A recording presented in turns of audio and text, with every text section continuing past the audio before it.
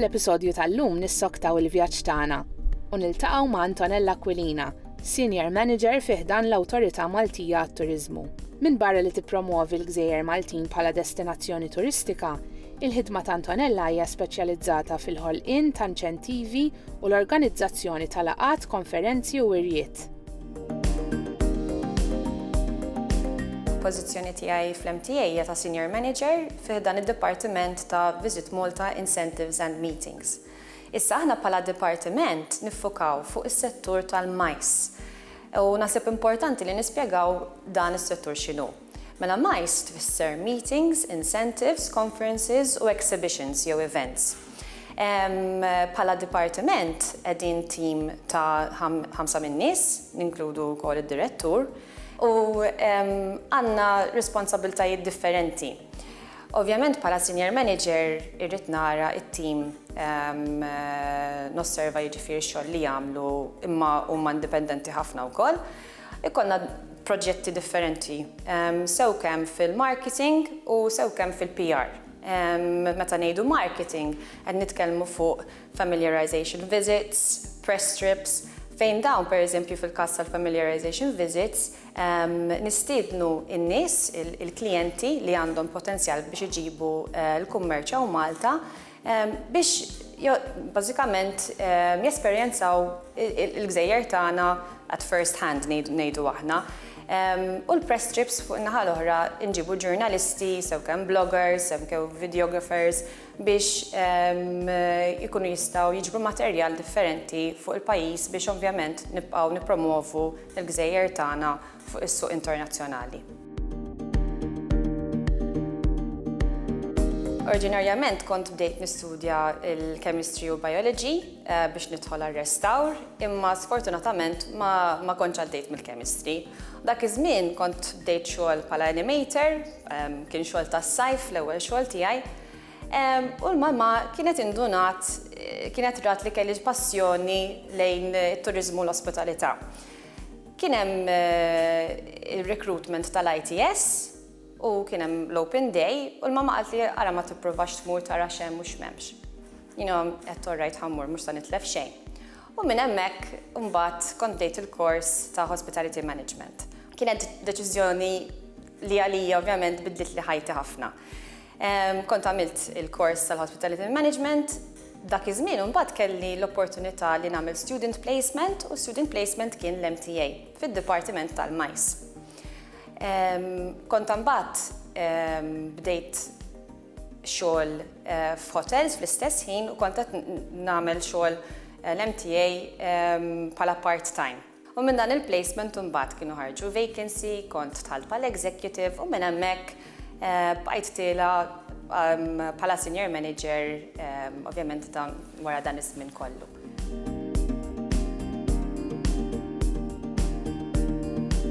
Bħala xogħol bbażat ħafna fuq l-emails u korrespondenza sew kemm fl-emails u bil-telefon, ikolli numru ta' meetings sew kemm mal-kollegi tiegħi jew l-kollegi ta' barra wkoll għax aħna għandna overseas network tal-MTA li naħdmu sew magħhom ukoll.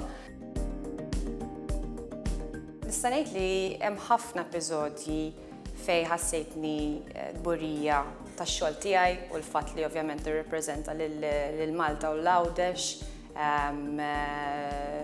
min-naħa tal-MTA.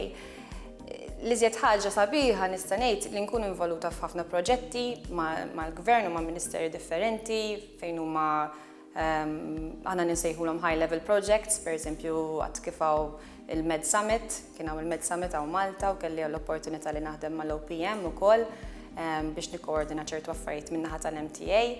U tieħu gost għax tiltaqa' ma' entitajiet differenti, tista' ovvjament titkellem fuq l-esperjenzi wkoll li tħossok burja li ovvjament tkun qed tirrappreżenta l-entità tat-turiżmu ta' Malta. Għal Antonella il-milja ta' din il-professjoni tinsab fil-fatt illi taħdem ma' nies oħra li jaqsmu l-istess interessi u passjoni. Minn barra l-ħidma tagħha biex toffri prodott turistiku ta' kwalità, Antonella tixtieq tara aktar apprezzament lejn is-suq li taħdem fih u li tinħoloq kuxjenza usa dwar id-diversi opportunitajiet f'dan is-settur. Jiena l-ikbar bidla li nara hija l-opportunitajiet li għandna, speċjalment wara l-COVID jisu inbidlu l-aspetti tax-xogħol tagħna tal-majs. Fejn qabel forsi konna nikkonsidraw gruppi li huma ta' 1000-2000, issa naraw li l-operaturi lokali, DMCs, Destination Management Companies, kif ukoll l-lokandi, l-operaturi bażikament f'dan is-settur qed jiffokaw iżjed fuq il-kwalità, jiġifieri qed ngħidu groups li jkunu iżgħar bħala numru, jew ikunu iżjed speċjalizzati fis-setturi differenti, jew farmaceutiċi, jew automotive, hemm setturi differenti. Li nista' ngħid, ovvjament għax jiena kbirt f'dan is-settur, issa il-partners kummerċjali li għandna nafhom iżjed sew, naħdem sew iżjed magħhom, jiġifieri qisek ix-xogħol ikun iżjed faċli fejn hemm din l-għaqda wkoll bejnietna bħala MTA u bħala partners fis-settur tal-majs. Jiena l-ġenituri tiegħi kienu iltaqgħu meta kienu qed jaħdmu f'lukanda f'Malta jiġifieri, u minn hemmhekk nista' ngħid li l-aspett li huma kienu fl-ospitalità fl-industrija influwenzatni b'xi mod jew ieħor. Il-papà dejjem kienu għadu jħobb ħafna mill-catering, anke biex isajjar u hekk. So, ovvjament kien hemm l-influenza min-naħa tal-ġenituri tiegħi. Anki jekk imbagħad matul iż-żmien kienu bidlu l-karriera tagħhom, naħseb l-influenza jew it-tir li naħdem fit-turiżmu ġiet min-naħa tagħhom ukoll. Nara differenza nista' ngħid kbira kif kont naħseb fuq it-turiżmu meta kont studenta u kif nara t-turiżmu llum il-ġurnata. Ovvjament 15-il sena u l-fuq minnhom tara tibdiliet kbar. U li nista' ngħid qabel, speċjalment minħabba l-kors li kont qed nagħmel, l-idea tat-turiżmu kienet ġenerali ħafna. La darba tkun fih, tkun qed taħdem fit-turiżmu tinduna kemm hemm setturi differenti u possibiltajiet għal-destinazzjoni tagħna, jiġifieri għall-Gżejjer Maltin. Għax aħna mhux turiżmu ġenerali biss nistgħu niffokaw fuq, imma ovvjament għandna ħafna setturi bħal majs li huma żjed speċjalizzati.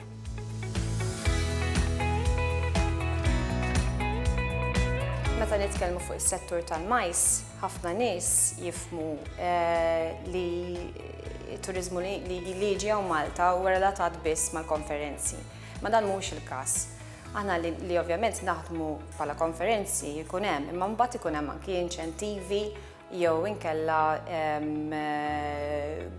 groups li jiġu hawn Malta għal pereżempju team building activities jew ikun hemm xi tema partikolari bħal gastronomy jew xi product launches fejn ikollhom prodott ġdid u jiġu hawn Malta biex jagħmlu l-launch. Ikun hemm ovvjament ħafna exposure internazzjonali fuqha wkoll.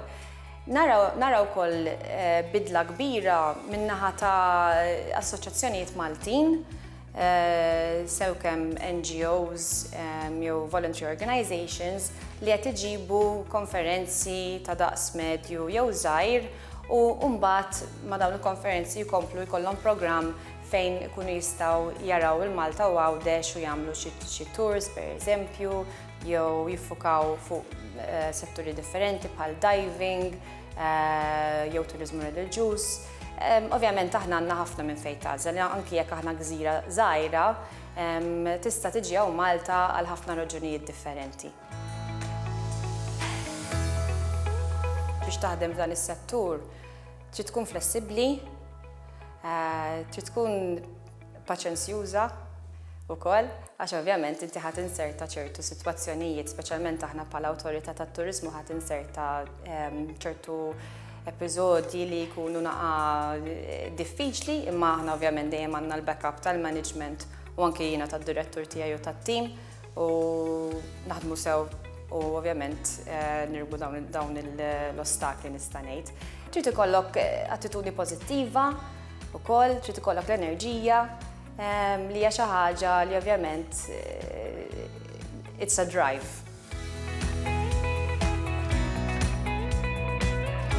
Jiena nirringrazzja l-bambin għandi l-faċilità ta' teleworking u ovvjament diktejn ħafna billi għandi tifla żgħira. Kif ukoll il-management u d-diretturi tal-MTA dejjem kienu ta' support kbir, sew kemm qabel ma kelli t-tifla u anki wara. Għandi ħafna għajnuna min-naħa tal-familjari tiegħi, kif ukoll mir-raġel, u ovvjament nippruvaw kemm jista' jkun naħdmu flimkien biex il-ġranet tagħna ovvjament nkunu nistgħu ngħixuhom sew.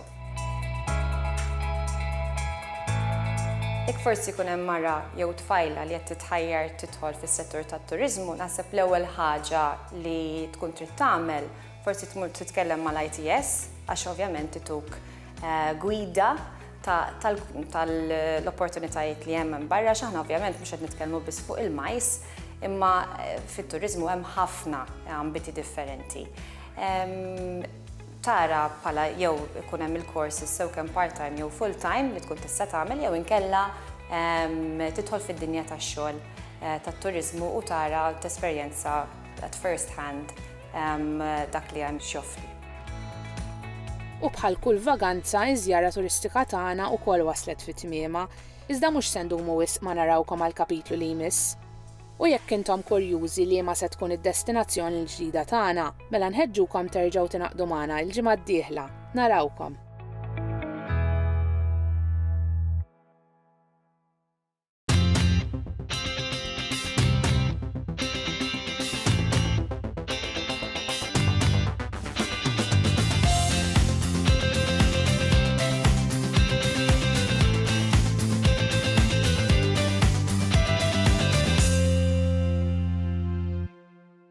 Il-mara jixtieq jirringrazzja lil Ministeru għat-Turiżmu, lil Malta Tourism Authority u l-Institute of Tourism Studies.